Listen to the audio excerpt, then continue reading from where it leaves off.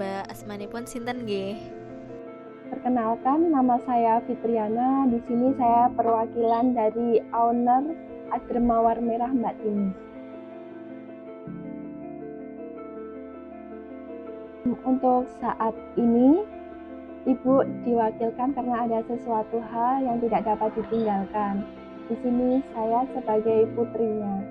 Miturut Mbak Fitri, punapa ingkang dados daya tarik utama Adrem punika?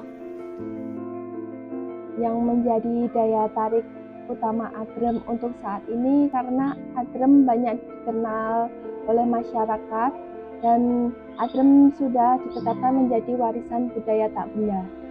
Menapa wonten cariyos ingkang dadosaken Adrem usahanipun Butini? Adrem itu dulunya dari Simbah, terus ada pelatihan dari kelurahan, ibu diajak, dari situ ibu diajari gimana biar usahanya maju.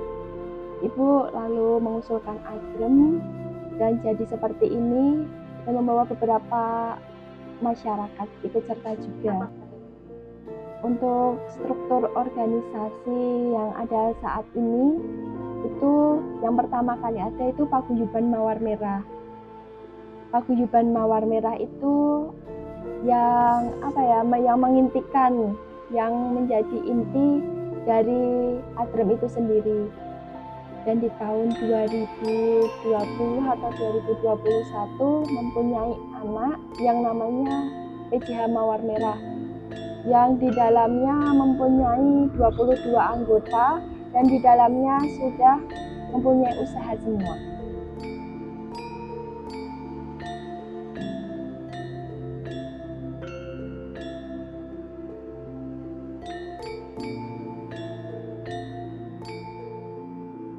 Untuk pembelinya ya, itu dari masyarakat sekitar, terus dari antar kota seperti Bantul, Sleman, Kulon Progo dan sebagainya atau Jogja.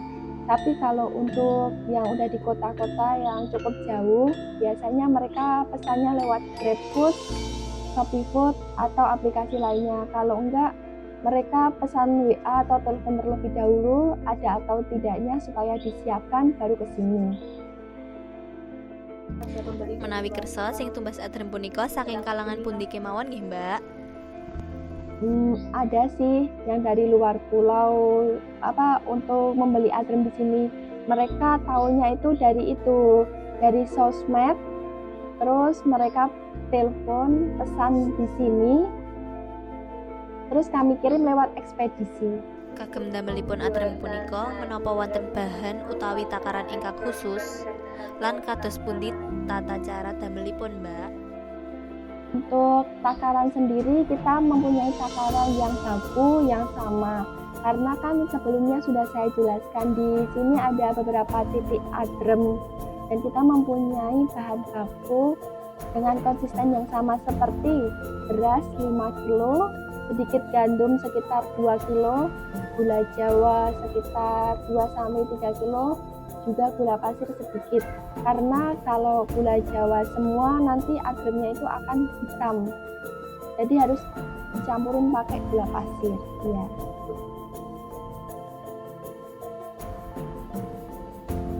Untuk cara pembuatannya sendiri ya. Itu pertama beras 5 kilo direndam kurang lebih setengah sampai 1 jam. Setelah itu baru ditiriskan. Setelah ditiriskan itu nanti kan ditepungkan. Setelah ditepungkan nanti kita baru menyiapkan untuk membuat adonannya sendiri. Cara membuat adonannya sendiri itu pun ambil air, takarannya air 2 gayung. Dimasukkan gula Jawa kurang lebih 3 kilo tadi, dimasak sampai mendidih. Sambil menunggu mendidih kita menyiapkan itu ada parutan kelapa. Air yang sudah mendidih tadi lalu dimasukkan kelapa parut kurang lebih 4-5 tergantung besar atau kecilnya. Kalau besar kita pakai 4, kalau kecil kita pakai 5. Sambil menunggu kelapa parut sama gula Jawanya larut atau matang, kita menyiapkan di ember ada beras yang ditepungkan tadi ditambah gandum sedikit. Kalau sudah, nanti yang gula Jawa sama parutan parutan kelapa yang sudah mendidih kita aduk terlebih dahulu.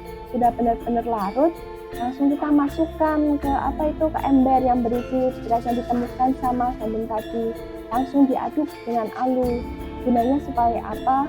Kalau masih panas, supaya adonan tersebut setengah matang. Kalau seumpama gini nanti kan gandumnya sama tepung berasnya nggak matang, itu mempengaruhi kualitas.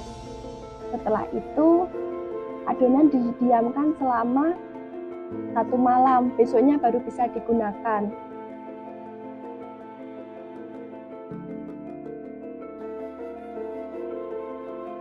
Untuk proses penggorengannya sendiri nanti kita alhamdulillahnya udah ada beberapa karyawan yang sudah dilatih dan bisa. Selain itu, tadi belum saya jelaskan, di sini kita mempekerjakan karyawan yang sudah lanjut usia. Supaya apa? Supaya mereka yang sudah lansia, susah cari pekerjaan, di sini bisa. Jadi memperdayakan lansia. Untuk cara penggorengannya sendiri, kita pakai takaran kayak centong sayur diambil 1 centong sayur, dimasukkan ke dalam minyak yang benar-benar sudah panas.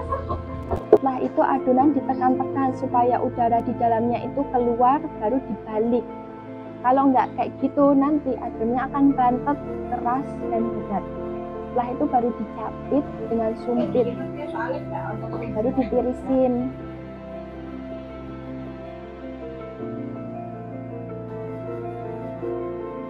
Miturut panjenengan, kados pundi cara njagi rasa adrem supados tetep sami kados resep? Kalau kami menjaga kualitas adrem agar sama sesuai resep hingga saat ini, kami selalu menekankan dengan menggunakan bahan baku yang sesuai, yang sama, seperti jangan menggunakan tepung beras, tapi beras yang ditepungkan, karena itu akan mempengaruhi kualitas dari adrem sendiri. Yang kedua, adonan yang sudah didinginkan 1 malam. Kalau belum didinginkan itu nanti kalau adonan masih panas itu akan kerusakan adonan itu lebih banyak karena adonannya masih panas, jadi ditekan-tekan itu akan pecah. Dan cara menggorengnya pun kita ada tekniknya seperti tadi, minyak harus panas, ditekan sampai ngembang, baru dibalik dan dicapit. Menapa saged Mbak Fitri nyariosaken bab omset ingkang dipun tampi? Untuk saat ini yang saya tahu ya, saya kurang tahu detail, tapi setahu saya untuk omset itu bisa 2 sampai 4 juta per hari. Tapi itu kotor, belum bersih. Itu kotornya segitu, tergantung. Kalau untuk hari weekend seperti Jumat, Sabtu, Minggu itu bisa 3 sampai 5. Untuk packagingnya sendiri, kita kalau untuk saat ini untuk yang pemasaran yang terdekat, kita menggunakan mika. 1 mika itu isi 6, bisa juga menggunakan besek. Tapi kemarin ada saran dari pas pelatihan atau kami diundang kemana itu, kita menggunakan bukan kertas minyak, kertas merang. Itu agar kayak menjaga nggak rusak, mengurangi plastik. Ya, seperti itu. Sama kita mengurangi staples. Oh, siap. Ya, sama-sama.